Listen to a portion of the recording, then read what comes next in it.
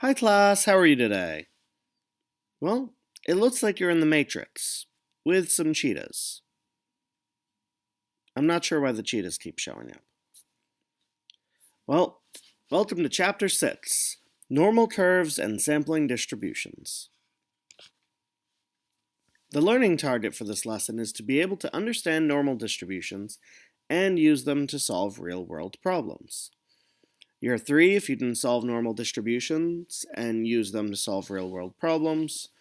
Year 2 if you can understand normal distributions and use them to solve some problems. Year 1 if you can understand normal distributions or use them to solve some problems. Either you understand but you can't solve, or you can solve but you're not sure you understand what you're doing. Or 0, you can't do either. You cannot understand normal distributions or use them to solve some problems. Let's get started. Section 6.1, Graphs of normal probability distributions. I'm not sure what they're looking at here. I see something about a bookstore. I'm not sure what they're looking at. Focus points. Graph a normal curve and summarize its important properties. Apply the empirical rule to solve real-world problems, and use control limits to construct control charts. Examine the chart for 3 possible out-of-control signals. Graphs of normal probability distributions. One of the most important examples of a continuous probability distribution is the normal distribution. The distribution was studied by the French mathematician Abraham de Moivre, and later by the German mathematician Carl Friedrich Gauss, whose work is so important that the normal distribution is sometimes called Gaussian. The work of these mathematicians provided a foundation on which much of the theory of statistical inference is based. Applications of a normal probability distribution are so numerous that some mathematicians refer to it as a veritable Boy Scout knife of statistics. However, before we can apply it, we must examine some of the properties of a normal distribution. A rather complicated formula presented later in this section defines the normal distribution in terms of mu and sigma, the mean and standard deviation of the population distribution, which we've been using a lot these last few chapters. It is only through this formula that we can verify if a distribution is normal. However, we can look at the graph of a normal distribution and get a good pictorial idea of some of the essential features of any normal distribution. The graph of a normal distribution is called a normal curve. It possesses a shape very much like the cross-section of a pile of dry sand. Because of its shape, blacksmiths would sometimes use a pile of dry sand in the construction of a mold for a bell.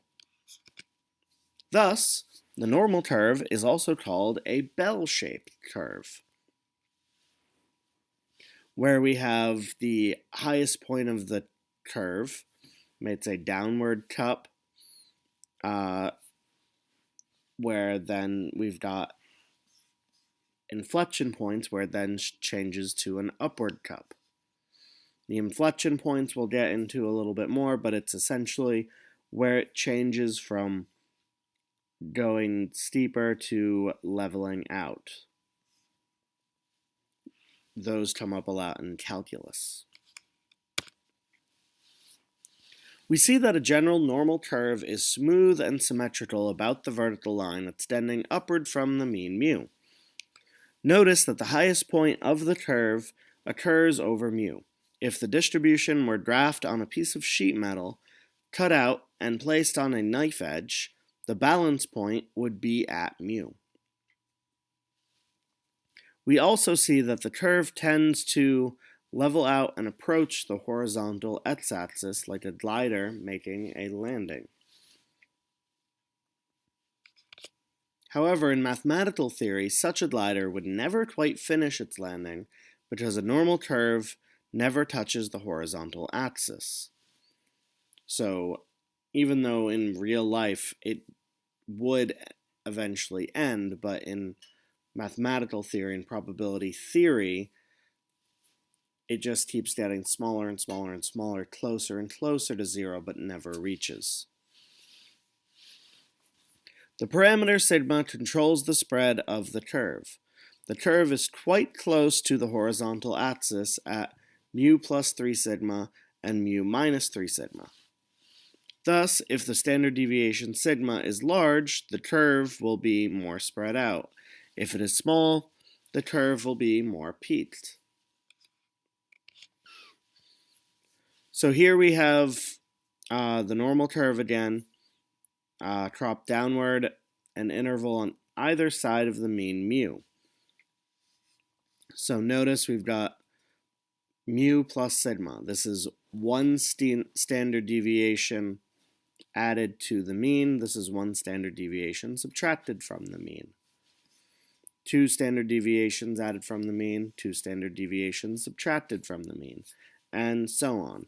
We've seen stuff like this with Chebyshev's theorem, which we'll talk more about in a little bit. But this is for a normal distribution. Chebyshev's theorem works for any distribution. Then it begins to cup upward as we go to the lower part of the bell. The exact places where the transition between the upward and downward cupping occur at above the points mu plus sigma and mu minus sigma. In the terminology of calculus, transition points such as these are often called inflection points. The parameters that control the shape of a normal curve are the mean mu and the standard deviation sigma. When both mu and sigma are specified, a specific normal curve is determined. In brief, mu locates the balance point and sigma determines the extent of the spread. So important properties: the curve is bell-shaped with the highest point over the mean mu. The curve is symmetrical about a vertical line through mu. The curve approaches the horizontal axis but never touches or crosses it.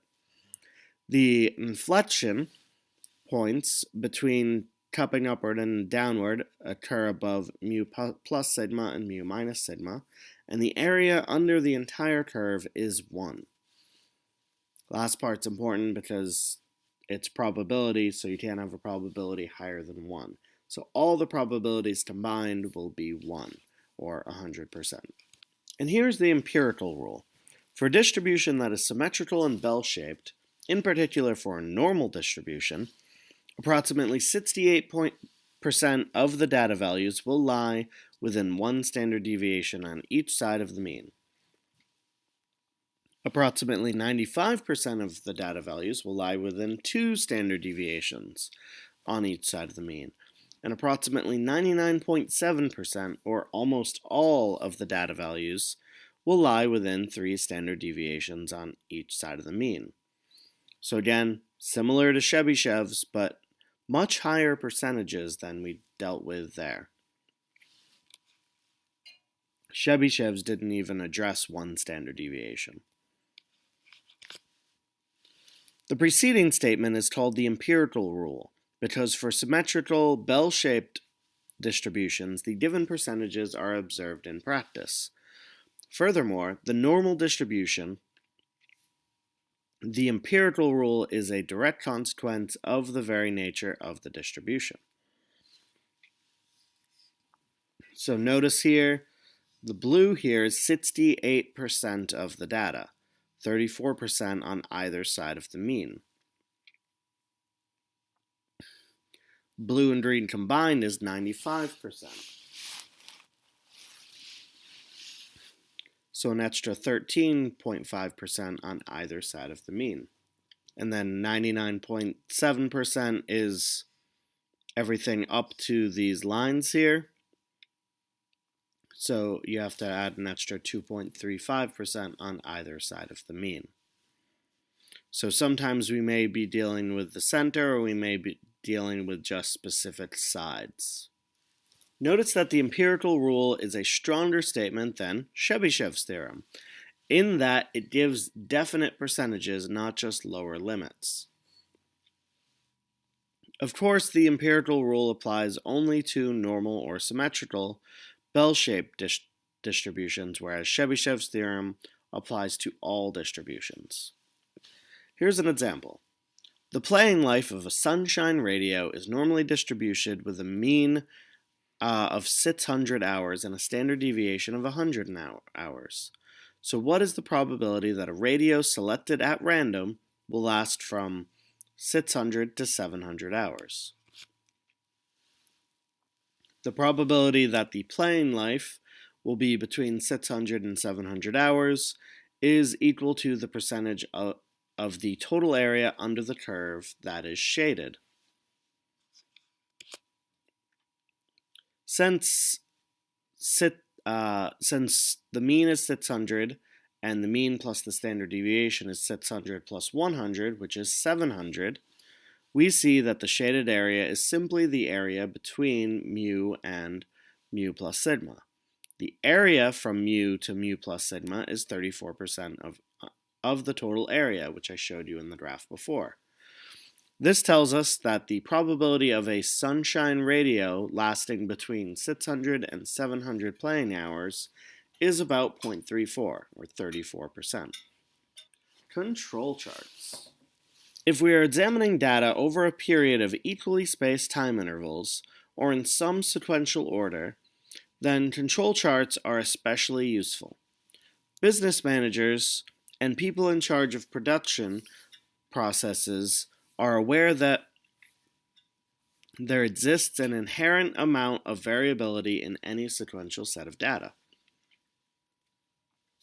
The sugar content of bottled drinks taken sequentially off a production line, the extent of clerical errors in a bank from day to day, advertising expenses from month to month, or even the number of new customers from year to year are examples of sequential data. There is a certain amount of variability in each. The random variable x is said to be in statistical control if it can be described by the same probability distribution when it is observed at successive points in time. Control charts combine graphic and numerical descriptions of data with probability distributions. Control charts were invented in the 1920s by Walter Shewhart at Bell Telephone Laboratories. Since a control chart is a warning device, it is not absolutely necessary that our assumptions and probability calculations to be precisely correct. For example, the edge distributions need not follow a normal distribution exactly. Any mound-shaped and more or less symmetrical distribution will be good enough. How to make a control chart for the random variable x. A control chart for a random variable x is a plot of observed x values in time sequence order. First step, find the mean mu and the standard deviation sigma of the x distribution by one of two ways, either using past data from a period during which the process was in control, so using a bunch of days, weeks, months, or years of data to figure out the mean and standard deviation, or just picking a target of what you want, a target mean and a target standard deviation. I suggest the first way if you can, using past data, but if you don't have any past data to deal with or not good enough data, then you'd want to go with a target. Second step, create a graph in which the vertical axis represents x values and the horizontal axis represents time. 3, draw a horizontal line at the height mu and horizontal dashed control limit lines at mu plus or minus 2 sigma and mu plus or minus 3 sigma. Plot the variable x on the graph in time sequence order. Use line segments to connect the points in time sequence order. Susan Tamara is Director of Personnel at Antlers Lodge in Denali National Park, Alaska. Every summer, Ms. Tamara hires many part-time employees from all over the United States. Most are college students seeking summer employment. One of the biggest activities of the lodge staff is that of making up the rooms each day. Although the rooms are supposed to be ready by 3:30 p.m., there are always some rooms not made up by this time because of high personnel turnover. Every 15 days, Ms. Tamara has a general staff meeting at which she shows a control chart of the number of rooms not made up by 3:30 p.m. each day. From extensive experience, Ms. Tamara is aware that the distribution of rooms not made up by 3:30 is approximately normal, with a mean of 19.3 rooms and a standard deviation of 4.7 rooms. The distribution of X values is acceptable to the top administration of Antlers Lodge. For the past 15 days, the housekeeping unit has reported the number of rooms not ready by 3:30. So, on day 1, there were 11 rooms not made up. On day 2, 20 rooms not made up. Day 3, 25 rooms not made up, and so on. A control chart for a variable x is a plot of the observed x values, the vertical scale, in time sequence order, the horizontal scale representing time. Place horizontal lines at the mean mu equals 19.3. The control limits mu plus 2 sigma, meaning 19.3 plus or minus 2 times 4.7, which would give you 9.9 and 28.7. One from the plus, one from the minus. The control limits mu plus 3 sigma, so 19.3 plus or minus 3 times 4.7 will give you 5.2 and 33.4. Then, plot the data. So, we have this table here, and we have our x value is our 15 days. Mu is a horizontal line here. Then we have 2 standard deviations away, above mu, which is 28.7, 3 standard deviations above mu, which is 33.4, and then down here, 2 standard deviations below mu of 9.9, and 3 standard deviations below mu of 5.2. Notice that not many of these dots fall below or above the lines. Only one falls below this line and only one falls above this line, and none even come close to doing the 3 standard deviations.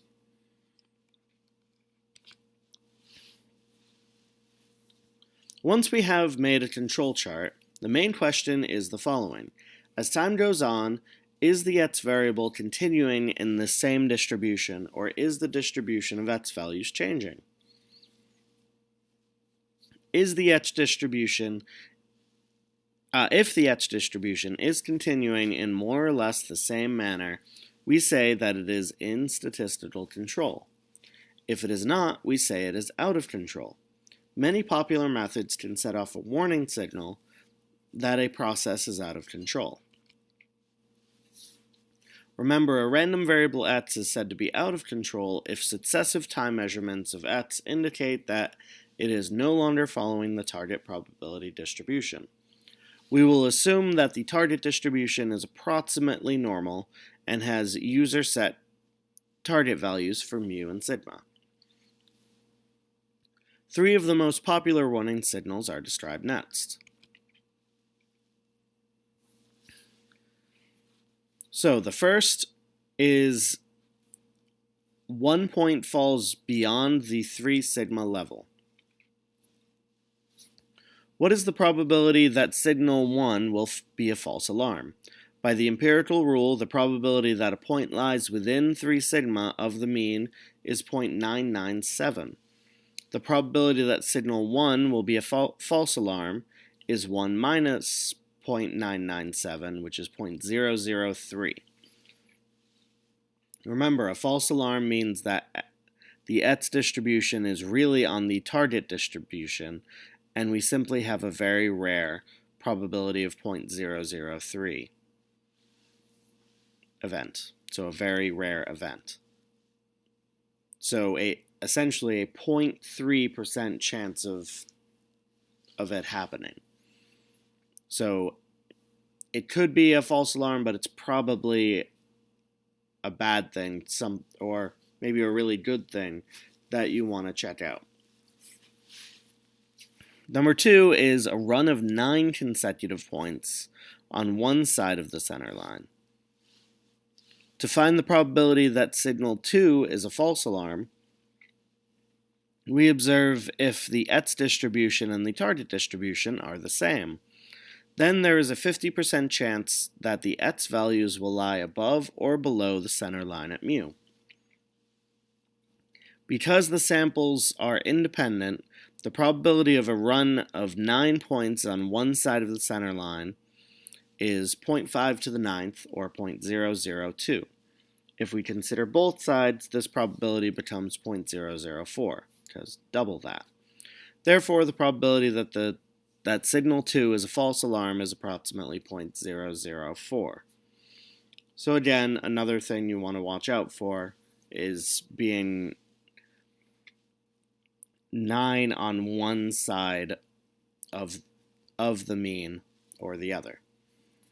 Staying on one side of it is either not a good thing or a really good thing that you need to watch out for. And third, at least 2 of the 3 consecutive points lie beyond 2 sigma level on the same side of the center line. To determine the probability that signal 3 will produce a false alarm, we use the empirical rule.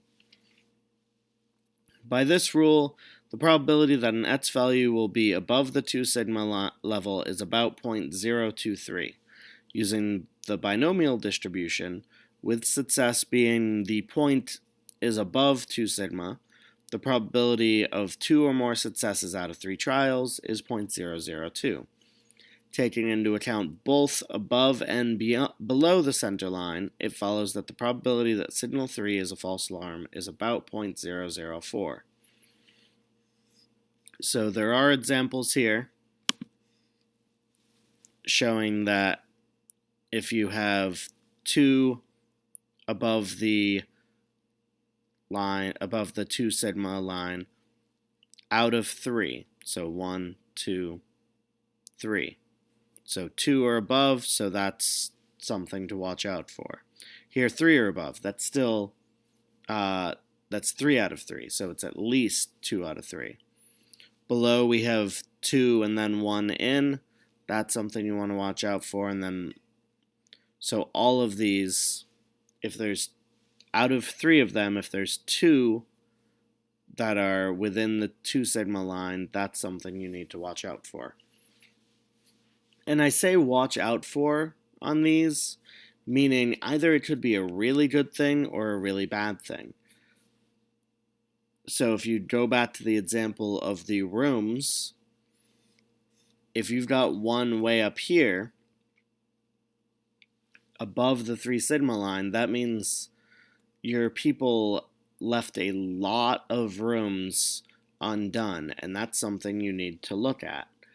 That could be a problem, and you may want to have a talk with them. However, if it's down here, that means they got a lot more rooms done than you expected, and that could be something you would like to reward them for. Here, if they had consecutive 9 above the mean, they could be slacking a bit, and that's something you want to talk to them about. But if it's below, then they could be picking up the pace and really trying, and it's something you might want to reward them about. Same for dealing with 3. If 2 out of the 3 times they're not doing well, then that's something you need to worry about. But if 2 of the 3 times they're getting a lot done, then that's something you really want to reward them for. So it's either they're doing a really good job and you want to reward them, or they're doing a really bad job and you need to have a talk with them. Or possibly more. Remember, a control chart is only a warning device, and it is possible to get a false alarm. A false alarm happens when one or more of the out-of-control signal occurs, but the etch distribution is really on the target or assigned distribution. In this case, we simply have a rare event. In practice, whenever a control chart indicates that a process is out of control, it is usually a good precaution to examine what is going on.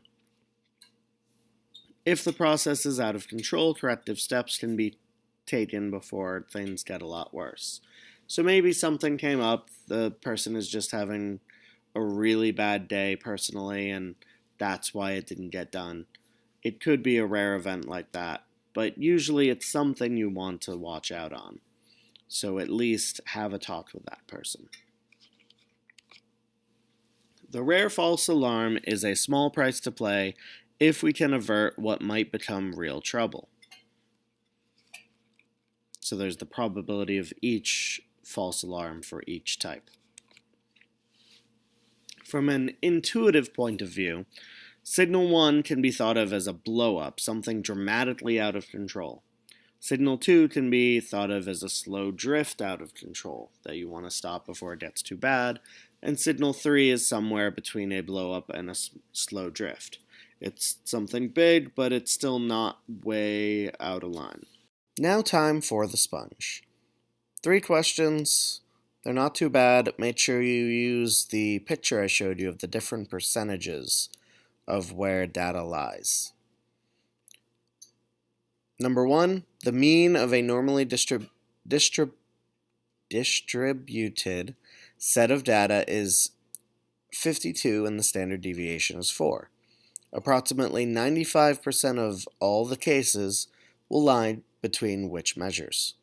Number 2, battery lifetime is normally distributed for large samples. The mean lifetime is 500 days, and the standard deviation is 61 days. Approximately 1% of batteries will have lifetimes longer than 561 days. And third, a test was given to 120 students, and the scores approximated a normal distribution. If the mean score was 72, with a standard deviation of 7, approximately what percent of the scores were 65 or higher? Alright, that's it for the lesson. Once again, please make sure to take notes in the entire lesson. Take a picture of all your notes, submit it all to Google Classroom, and have a good night.